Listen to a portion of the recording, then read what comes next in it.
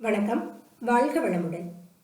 இப்போ நான் சொல்லக்கூடிய பகுதி பிரவீன் பூர்வாத்தில் இருக்கக்கூடிய வாலி வதைப்படலம் தான். எக்ஸாம் பாயிண்ட் ஆஃப் வியூவில் பார்த்தீங்கன்னா இந்த பகுதியிலிருந்து நீங்கள் பெறக்கூடிய மதிப்பெண் 45. வினாத்தாளில் 2 பகுதி கொடுத்துருப்பாங்க, பகுதி 1, பகுதி 2. பகுதி 1ல் 6 கேள்வி கொடுத்துருப்பாங்க, 4 கேள்விக்கான பதில் எழுதணும். பகுதி 2ல் 4 கேள்வி இருக்கும், 2 கேள்விக்கான பதில் எழுத வேண்டியது இருக்கும். முதல் பகுதியில் ஒவ்வொரு கேள்விக்கும் 15 மதிப்பெண்கள் வழங்கப்படுகின்றது. 4 வினாக்களுக்கு விடை எழுத வேண்டும். 4 15 60. இரண்டாவது பகுதியில் 2 கேள்விக்கு விடை எழுத வேண்டும். ஒவ்வொரு கேள்விக்கும் 20 மதிப்பெண்கள், 40 மதிப்பெண்கள். இப்போ மொத்தத்தில் பார்த்தீங்கன்னா 60 + 40 100 மதிப்பெண்கள் ஆயிடுது. இந்த வாலி வதைப்படலத்திலிருந்து 45 மதிப்பெண்கள் பெற வேண்டுமானால் இந்த கதையை நீங்கள் கவனிச்சா போதும். கற்றலின் கேட்டல் நன்றுன்னு சொல்லுவாங்க. கதை சொல்ல நான் தயார், கேட்டு தேர்வு எழுத நீங்கள் தயார்னா கதைக்குள்ளே போகலாம். வினாத்தாளில் பகுதி 1ல் முதல் கேள்வி எப்படி இருக்கும்னு பார்த்தீங்கன்னா இடஞ்சுட்டி பொருள் விளக்கம். 5 கேள்விகள் கேட்டிருப்பாங்க, அதில் நீங்கள் 3 கேள்விக்கான பதில் எழுதணும். ஒவ்வொரு கேள்விக்கும் 5 மதிப்பெண்கள், 3 கேள்விக்கு 15 மதிப்பெண்கள். சரி, இதெல்லாம் இப்போ நீங்கள் ஏன் சொல்கிறீங்க அப்படின்னு கேட்குறீங்களா?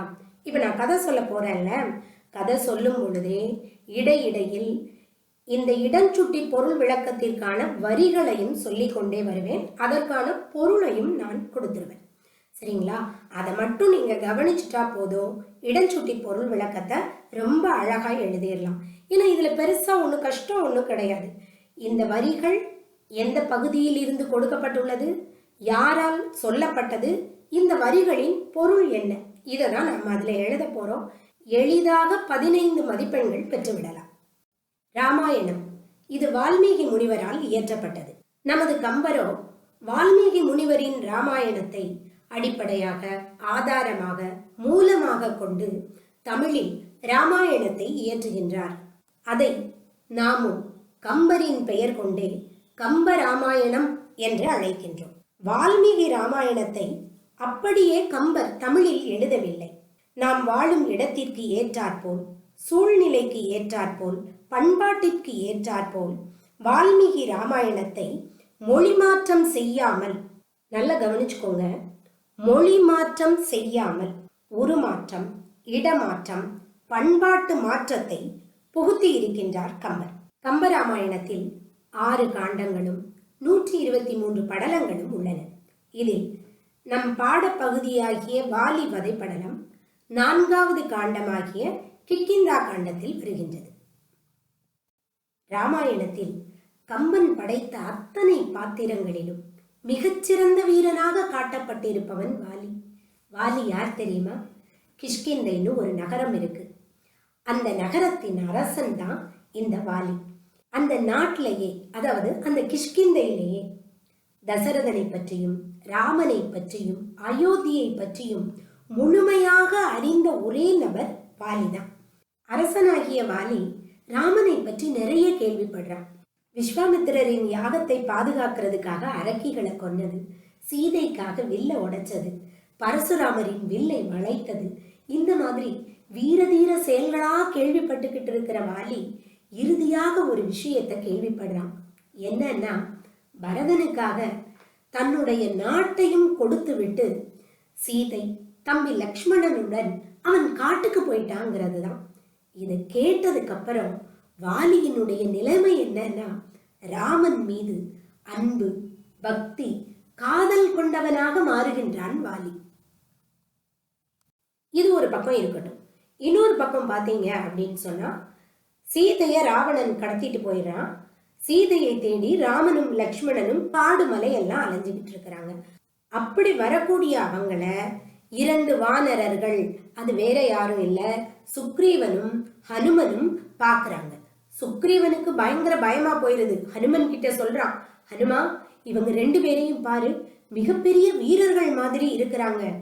அண்ணன் வாலி தான் இந்த குஞ்சுக்குள்ள வர முடியாதுங்கிறதுனால இவங்க 2 பேரையும் என்னை கொல்றதுக்காக ஏவி விட்டுருக்கான், நீ அவங்க யாருன்னு விசாரிச்சுட்டு வா அப்படின்னு சொல்லி சுக்ரீவன் தனது அமைச்சனாகிய ஹனுமனை அனுப்புகின்றான். உடனே ஹனுமன் என்ன பண்றாரு, ஒரு அந்தணரின் உருவத்தில் ராம லக்ஷ்மணர் கிட்ட போயிட்டு, நீங்க யாரு, ஊருக்கு புதுசா இருக்கிறீங்களே, உங்களை நான் இங்க பார்த்ததே இல்லையே அப்படின்னு கேட்கிறாரு. இப்படி ராம லக்ஷ்மணர்களின் அருகில் இருந்து அவர்களிடம் கேள்வி கேட்கும் பொழுதே ஹனுமனுக்கு ராமனையும் லக்ஷ்மணனையும் ரொம்ப பிடிச்சிருது. இவங்க எவ்வளவு நல்லவங்களா இருக்கிறாங்க, பார்க்கும் போதே அவன் கணித்து விடுகின்றான் ராம லக்ஷ்மணர்கள் மிகவும் சிறந்தவர்கள், நல்ல குணம் உள்ளவர்கள் என்று. ஹனுமான் இப்படி யோசித்துக் கொண்டிருக்கும் பொழுதே ராமன் கேட்கிறான், எப்ப நீ என்னைய கேள்வி கேட்கிறிய, நீ யாருப்பா, உன் பேர் என்ன அப்படின்னு கேட்கிறாப்ல. நாம என்ன உடனே என்ன சொல்லியிருப்போம், நான் யாரு தெரியுமா, என் பேக்ரவுண்ட் என்னன்னு தெரியுமா, வாயுவின் புத்திரன் நான் அப்படின்னு சொல்லியிருப்போம் இல்லையா. நம்ம ஹனுமான் அப்படி சொல்லல. எப்படி சொல்றாருன்னா, அவர் ராமனை பார்த்து சொல்றாரு, வாடாத மலருக்கு ஒப்பானவனே, கருமேகத்திற்கு ஒப்பானவனே அப்படின்னு ராமனை புகழ்ந்து விட்டு அதுக்கப்புறம் தான் யாருன்னு சொல்றாரு. 5 பூதங்களில் ஒன்றான வாயு பகவானின் புத்திரன் நான், என்னோட அம்மா பேரு அஞ்சனா தேவி அப்படின்னு சொல்லி என்னுடைய தலைவனாகிய சுக்ரீவன் தனது அண்ணனுக்கு பயந்து போய் இந்த மலையில ஒளிஞ்சிட்டு இருக்கிறான், வாங்க நான் அவரிடம் உங்களை அழைத்து செல்கின்றேன் அப்படின்னு சொல்லி ராம லக்ஷ்மணர்களை சுக்ரீவன் கிட்ட அழைச்சிட்டு போறாப்ல. ராம லக்ஷ்மணர்கள் சுக்ரீவனை சந்திக்கின்றனர். சுக்ரீவன் அவங்க 2 பேர்த்துக்கிட்டையும் சொல்றான், வாங்க காடு மலையெல்லாம் கடந்து வந்திருக்கீங்க, முதல்ல சாப்பிடுங்க, அதுக்கப்புறமா நாம பேசிக்கிடலான்னு சொல்லி ராம லக்ஷ்மணர்களை அமர வைத்து உணவை பரிமாறிக்கொண்டு இருக்கின்றார். இந்த நேரத்துல ராமர் சுக்ரீவனை பார்த்து ஒரு கேள்வி கேட்கிறாரு, ஏன்பா நீயே பரிமாறிக்கிட்டு இருக்கிறிய, உன்னோட மனைவி எங்கன்னு கேட்கிறாரு. இந்த ஒரு கேள்விக்காகத்தான் அனுமன் அங்கே காத்து கொண்டிருக்கின்றான். எதற்காக ராமன் அப்படி ஒரு கேள்வியை சுக்ரீவன் கிட்ட கேட்கிறாரு? ஏன் ஆண்ண பரிமாறக்கூடாதா? பரிமாறுவது என்பது பெண்ணுக்கே கொடுக்கப்பட்ட வேலையா? இப்படிலாம் நமக்கு தோணுதில்ல. இதன் பொருள் என்னன்னா, அந்த காலத்துல எல்லாம் விருந்தினர்கள் வீட்டுக்கு வந்தாங்கன்னா வீட்டில் இருக்கக்கூடிய பெண் தான் பரிமாறுவார். எதற்காக பெண் பரிமாறணும்? பெண்ணின் சிறப்பு தாய்மை. அந்த தாய்மை உள்ளத்தோடு ஒருவருக்கு என்ன வேண்டும் என்பதை பார்த்து பார்த்து செய்வதில் பெண்மையே சிறப்பு பெறுகின்றது. அதனாலதான் இந்த இடத்துல ராமன் சுக்ரீவனை பார்த்து கேட்கிறாரு, ஏன் உன்னோட மனைவி எங்கன்னு. இந்த ஒரே ஒரு கேள்விக்காகவே காத்து கொண்டிருந்த ஹனுமான் ராமரிடம் கூறுகின்றான், ஒருமை என்றொரு இவர்க்குரிய தாரமாம் அருமருந்தையும் அவன் வவ்வினன் என்று. அதாவது சுக்ரீவனோட மனைவி ரூமாவை அவருடைய அண்ணன் வாலி அபகரித்து கொண்டான்னு சொல்றார். என்னதான் ராமன் கடவுளின் அவதாரமாக இருந்தாலும் கூட மனித உருவெடுத்து விட்டால் உணர்ச்சிகளுக்கு அடிமையாவது இயல்பே என்பதை கம்பர் மிக அழகாக வெளிப்படுத்துகின்றார். ராவணனால் மனைவியை இழந்து நிற்கக்கூடிய ராமன் சுக்ரீவனும் தன்னை போல் மற்றொருவனால் மனைவியை இழந்து நிற்பதை கண்டதும் சுக்ரீவன் மேல ஒரு பரிதாப உணர்ச்சி. அதே மாதிரி ராமன் உணர்ச்சி வயப்படுறார். இந்த நேரத்துல சுக்ரீவனுக்கு ஒரு வாக்கு கொடுக்கிறாரு, நான் உன்னை எந்த சூழ்நிலையிலும் கைவிட மாட்டேன், உனக்கு கண்டிப்பா நான் உதவி செய்வேன்.